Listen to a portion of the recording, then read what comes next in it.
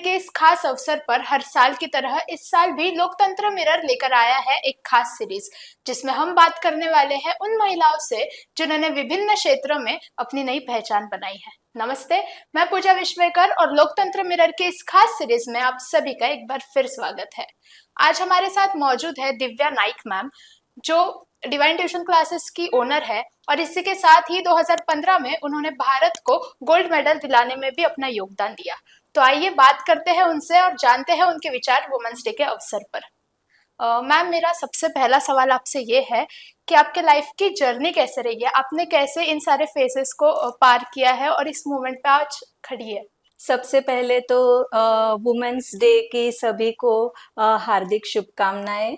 Happy women's day to you all.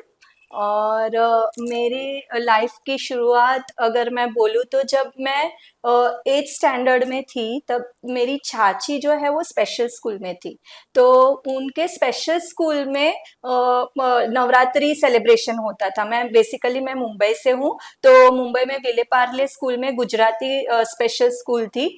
वहाँ पे Navratri celebrations होता था, तो चाची मुझे वहाँ लेके जाती थी। हम गुजराती मैके में, मैं गुजराती हूँ, तो वहाँ पे हम नवरात्रि सेलिब्रेशन के लिए जाते थे और स्पेशल बच्चों के साथ मुझे देख के उनके साथ खेलते वक्त बहुत पसंद आता था। और उस टाइम से जब मैं 8th क्लास में थी तब से मैं उनको देख के मुझे ऐसे लगा कि यार इन बच्चों के लिए कुछ करना है मुझे। तो उस टाइम से ही पता नहीं मैंने सोच लिया था कि I will do something for this special children. ऐसे करते करते मैंने ग्रेजुएशन कंप्लीट किया NIMH खारघर से।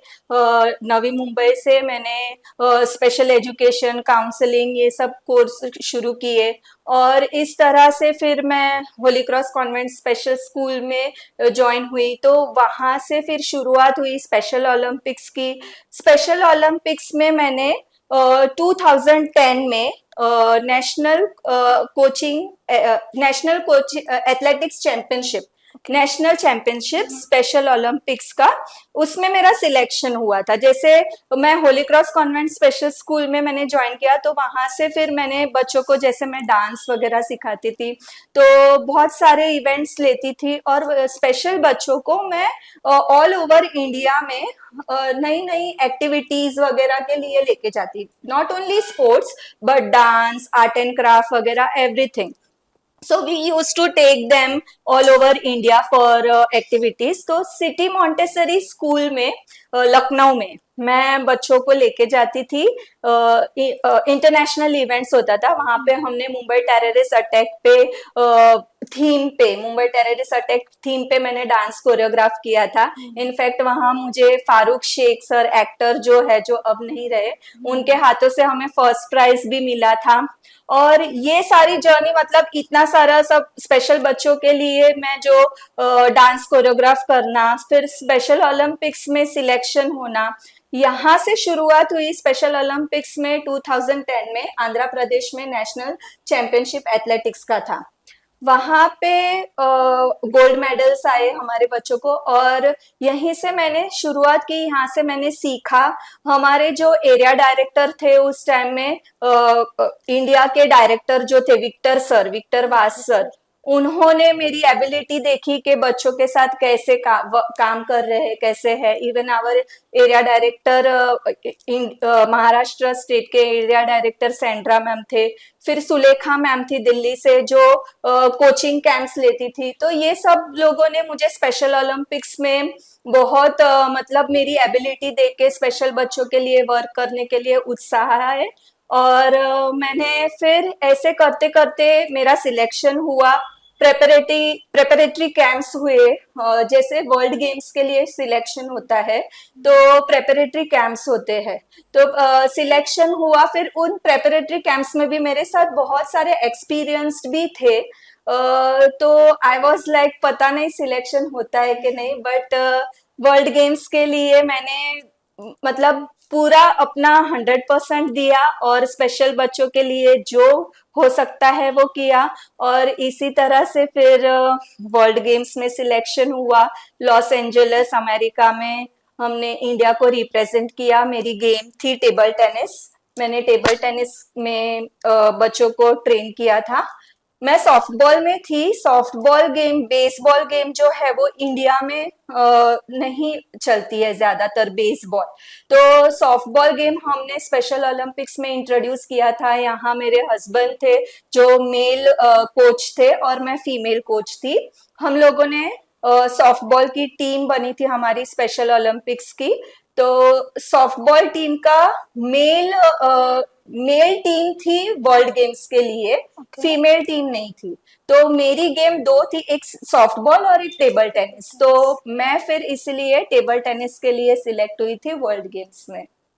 और मैम आपके लाइफ का ऐसा कोई टर्निंग पॉइंट जहाँ आपको ऐसा लगा कि मुझे सिर्फ स्पेशल बच्चों के लिए ही वर्क करना है?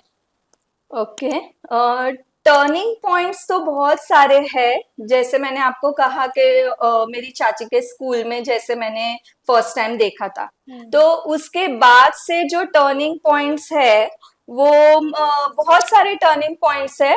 जैसे फॉर एग्जांपल एक टर्निंग पॉइंट, यहाँ मैं आपको एक स्टोरी बताना चाहूंगी कि मैंने आप लोगों को बोला है कि मैं बच्चों को ऑल ओवर इंडिया लेके जाती हूँ। तो सिटी मॉन्टेसरी स्कूल जो है लखनऊ में, यहाँ मैं लेके जाती थी बच्चों को। एक छोटी सी स्टोरी है but it is really very motivating and this story has is the turning point of my life I think. तो इसमें क्या हुआ था कि हम बच्चों को लखनऊ लेके गए थे और यहाँ से जब मुंबई से हम निकले थे तभी हमारी टिकट थी, वो जाने की सारी कंफर्म थी। आते वक्त की 1 नंबर वेटिंग लिस्ट पे थी। तो हमने सोचा कि हो जाएगा कंफर्म टिकट्स। और जैसे ही मैं वहां पहुंच गई, मैं I think maximum 18 to 20 students लेके गई थी, स्पेशल बच्चे लेके गई थी।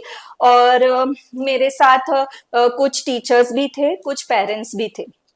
तो हम जैसे ही वहां पहुंचते हैं तो वहां पहुंच के ही सब इवेंट्स में बिजी हो जाते हैं। सो आई वाज लाइक, मतलब वो मेरे माइंड से स्किप ही हो गया कि हमारी वेटिंग लिस्ट में थी, हमें चेक करना है। 3-4 दिन हम वहां रहते हैं।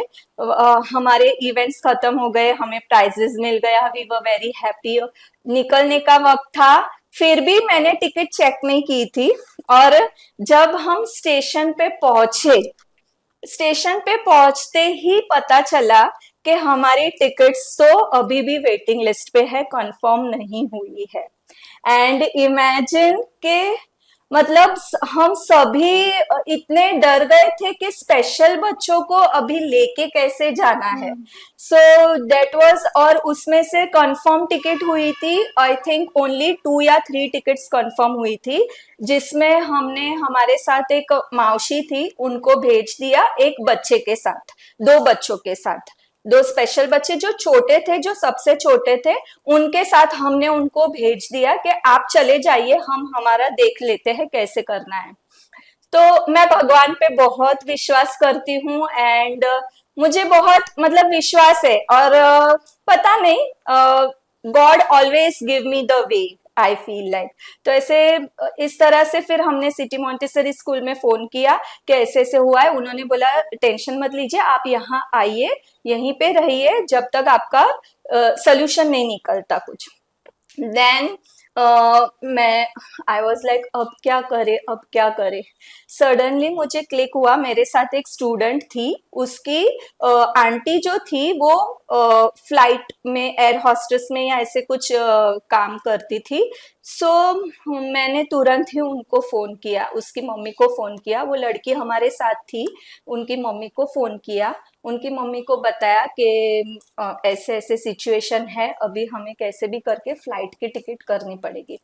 तो बोले ठीक है, मैं बात करती हूँ। उन्होंने मेरे से बात की, बोले, और I am really thankful to them कि पूरे सभी लोगों ने हमें बहुत कोऑपरेट किया, हमारी टिकट्स बुक करके दी। बट टिकट्स तो बुक हो गई, अभी इतने पैसे जो देना है उनको, ये एक बहुत बड़ा टेंशन था कि टिकट्स के पैसे भी कौन देंगे करके, because some children were not affordable, parents इतना एफोर्डेबल नहीं थे।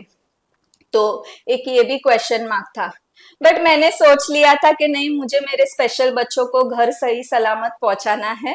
और मैंने कुछ टेंशन नहीं लिया, मैं बोली जो होगा देखा जाएगा। मैं हो सके तो मैं दे दूंगी, थोड़े थोड़े करके कुछ भी करूंगी, बट मैं मेरे बच्चों को अपने अपने घर पहुंचाऊंगी। तो ऐसे करके फ्लाइट की टिकट्स बुक हो गई। हम लोग जब मुंबई पहुंचे तो कुछ बच्चे जो थे वो फर्स्ट टाइम फ्लाइट में बैठे थे, फर्स्ट टाइम। वो एंड भी लिटरली स्पेशल बच्चे। ये स्पेशल बच्चे, ये स्पेशल बच्चे फर्स्ट टाइम कुछ बच्चे फ्लाइट पे बैठे थे। और सभी इतने खुश हो गए, इतने खुश हो गए, उनकी खुशी देख के मुझे मतलब ऐसे लगा नहीं, इन सच में इन बच्चों के लिए कुछ करना है मुझे। तो और बच्चे तो खुश हो गए फ्लाइट में बैठ के, बट जब हम मुंबई पहुंचे तो मुंबई पहुंचते ही पेरेंट्स खड़े थे सभी, और पेरेंट्स के आंखों में खुशी के आंसू थे। और सभी मतलब मैम आपने ये क्या कर दिया। और जो पैसों का टेंशन था, ये कुछ भी मैंने कुछ टेंशन लिया नहीं था, बस मुझे मेरे स्पेशल बच्चों के साथ काम करना था, मैं दिल से उनके साथ काम कर रही थी। और सभी इतने खुश हो गए कि बाद में हमारी जो प्रिंसिपल मैम थी उन्होंने भी स्कूल होली क्रॉस स्कूल के जो प्रिंसिपल मैम थे सिस्टर एनसी, उन्होंने भी फिर कोऑपरेट किया और उन्होंने भी कहा कि हाफ स्कूल दे सकती है और हाफ पेरेंट्स दे सकते हैं। तो सभी पेरेंट्स ने भी अपनी अपनी टिकट्स, अपने बच्चों की टिकट्स दी, टीचर्स ने अपने अपने टिकट्स दिए। तो that was the turning point. I felt like भगवान मुझे साथ दे रहा है। और किस तरह से मैंने स्पेशल बच्चों के साथ इतनी मुसीबत आई, फिर भी मैंने इतना अच्छे से, इतना रॉयल ट्रीटमेंट देके बच्चों को अपने अपने घर पहुंचाया। और यही रीजन है कि मेरे सभी पेरेंट्स, स्पेशल बच्चों के पेरेंट्स फिर मुझ पे ट्रस्ट करने लगे कि नहीं, दिव्या मैम है तो हम हमारे बच्चे को भेज सकते हैं दिव्या मैम के साथ।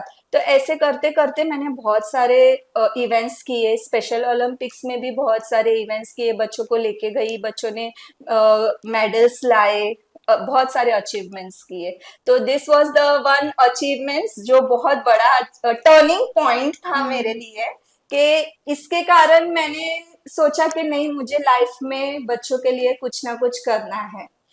Second turning point I would say कि मैं मेरे हस्बैंड के साथ यहाँ नागपुर आई, और नागपुर में इवन मेरे हस्बैंड ने भी बहुत सपोर्ट किया।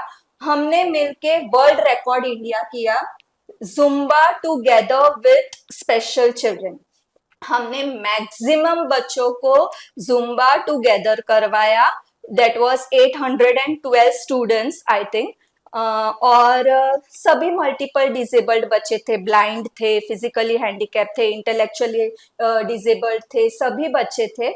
इन बच्चों के साथ में हमने वर्ल्ड रिकॉर्ड इंडिया किया। और यहाँ पे भी नागपुर आने के बाद भी मैंने जैसे भवंस कोराड़ी ज्वाइन किया था, तो भवंस कोराड़ी में भी स्पेशल बच्चों के साथ मेन स्ट्रीम स्कूल है, बट यहाँ पे भी जो स्पेशल बच्चों, इंक्लूसिव एजुकेशन आजकल स्टार्ट हुआ है कि नॉर्मल स्कूल में भी स्पेशल बच्चे होने चाहिए।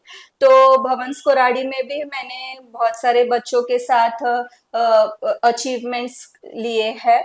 और फिर अब मैंने मेरा सेंटर स्टार्ट कर दिया है, child development centre and tuition classes, जहाँ पे ना सिर्फ मैं स्पेशल बच्चों के साथ काम कर रही हूँ, बट मैं नॉर्मल बच्चों का भी फ्यूचर सेट कर रही हूँ कि सभी बच्चों को मुझे कुछ ना कुछ उनका फ्यूचर सेट करना है। तो this was my turning points where I felt like के मेरी लाइफ में चेंजेस आए हैं, बहुत चेंजेस आए हैं। मैम, आपको क्या लगता है कि सोसाइटी जैसे स्पेशल बच्चों को ट्रीट करती है, उनमें क्या चेंजेस आने चाहिए? बिकॉज अभी भी सोसाइटी में ये चीजें है कि वो स्पेशल बच्चे हैं, तो जो नॉर्मल बच्चे हैं उन्हें स्पेशल बच्चों से दूर रखते हैं। तो इसके लिए आप सोसाइटी को क्या नोटिस देना चाहिए, या क्या कहना चाहेंगे आप उन्हें कि स्पेशल बच्चों के लिए आप क्या चेंजेस लाओ खुद में? सबसे पहले तो सोसाइटी में चेंजेस लाने के लिए मैं कहूँगी कि इस डिसेबिलिटी को हमें कम ही नहीं, मतलब खत्म करना है। अगर डिसेबिलिटी ही नहीं रहेगी तो सभी बच्चों में बहुत अच्छे तरीके से ये हो सकता है ना। तो सबसे पहले तो मुझे ये कहना है कि अगर हमें डिसेबिलिटी डिक्रीज करनी है, परसेंटेज जो है आजकल डिसेबिलिटी का जो परसेंटेज बढ़ते जा रहा है, तो ये परसेंटेज हमें कम करना है। इसके लिए आजकल प्रेगनेंसी के टाइम ही बहुत सारी टेक्नोलॉजी बढ़ गई है, प्रेगनेंसी के टाइम ही चेकअप्स होते हैं, तो प्लीज ये सारी चीजें करवाइए। और डिसेबिलिटी यहाँ से अगर आपको पता चलता है तो आप रोक सकते हो। तो फर्स्ट मुझे लगता है कि सोसाइटी में अब जो अवेयरनेस लानी होगी ये है कि टेक्नोलॉजी, बहुत सारे लोगों को पता नहीं है ये चीजें, तो हम ये डिसेबिलिटी का परसेंटेज हम डिक्रीज कर सकते हैं। दूसरी बात ये है कि अर्ली इंटरवेंशन, अगर बच्चों का पता चलता है, जैसे ही पता चलता है तुरंत हमें उनकी थेरेपी शुरू करनी चाहिए। जैसे उनमें स्पीच थेरेपी होती है, ऑक्यूपेशनल थेरेपी होती है, फिजियोथेरेपी, बहुत सारी थेरेपीज होती है। ये थेरेपीज से आपको 100% रिजल्ट मिलता है। तो जैसे ही पता चलता है अर्ली इंटरवेंशन शुरू कर दीजिए। जैसे ही आपको पता चलता है ये सारी चीजें शुरू कीजिए, बच्चे में 100% इम्प्रूवमेंट आता ही है। थर्ड थिंग इज दैट के सिंपैथी नहीं दिखाना है इन बच्चों में। अक्सर क्या हो जाता है कि लोग सिंपैथी दिखाते हैं, बेचारे हैं, बट नेवर शो सिंपैथी। देखिए इनमें बहुत एबिलिटी है, ये बहुत कुछ कर सकते हैं। इनको नॉर्मल बच्चों की जैसे ट्रीट कीजिए और सोसाइटी में नॉर्मल बच्चों के साथ खेलने दीजिए, और ये सारी स्पेशल बच्चों का अवेयरनेस बढ़ाइए और इनको नॉर्मल बच्चों के जैसा ट्रीट कीजिए। यही मेरी सोसाइटी को मैसेज रहेगा।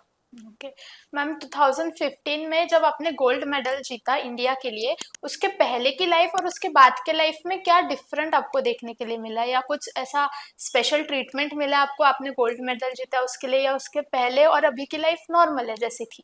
ओके, बहुत सारे डिफरेंस है। जैसे पहले जो था, पर्सनल लाइफ, मेरी पर्सनल लाइफ और बच्चों की लाइफ दोनों में बहुत डिफरेंस है। जैसे मेरी पर्सनल लाइफ की बात करूँ तो पहले मेरे घर पे भी पेरेंट्स अलाउड नहीं करते थे कहीं जाना, लड़कियों को इस तरह से ऑल ओवर इंडिया में घूमना, ये सब अलाउड नहीं था पहले। Even my parents were not allowing me for all this things. लेकिन मुझे ऐसे लगता था कि कोई गलत नहीं कर रही हूँ, बच्चों के साथ काम कर रही हूँ। Even parents were ready, but थोड़ा पेरेंट्स है ना, डर लगता है ना पेरेंट्स को, लड़की है और इकलौती लड़की है, तो इसलिए पेरेंट्स बाद में अग्री हो गए, but there were still not happy with it.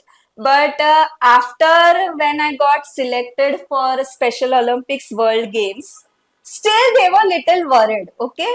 But जब हम स्पेशल ओलंपिक्स वर्ल्ड गेम्स में जीत के आए, गोल्ड मेडल लेके आए, मुझे तो कुछ भी नहीं पता था। जब मैं वहां से फ्लाइट से जब बच्चों को लेकर यहाँ आई, तो इट वॉज लाइक सरप्राइजिंग कि मेरे पेरेंट्स ने एक बस करके, हमारे मोहल्ले के सभी लोग थे, रिलेटिव्स थे, सभी को लेकर वो लोग वहां आए एयरपोर्ट पे, बच्चों को हार लगाया, हमें हार फूल, इतना बढ़िया स्वागत किया ढोल वगैरह लाके। तो that time my parents were very happy और बहुत प्राउड फील कर रहे थे। तो जैसे पहले उनको एक डर था, उसके बाद वर्ल्ड गेम्स के बाद वो प्राउड फील करने लगे, और अभी भी मेरे पेरेंट्स, मेरी फैमिली सभी बहुत प्राउड फील करते हैं।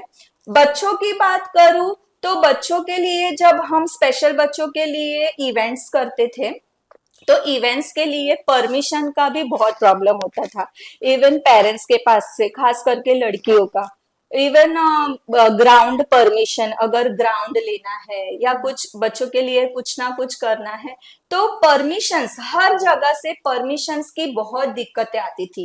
I had faced all this things. मैंने लोगों को समझा समझा के इवेंट्स ऑर्गेनाइज किए हैं, और फिर जब हमने वर्ल्ड गेम्स में इतना अचीवमेंट्स लिया, तो सबको, मतलब लिटरली ना, जो लोग हमें हेल्प नहीं करते थे वो सामने से हमें बोलते कि आपको कुछ भी हेल्प लगेगी तो चाहिए, हम है करके।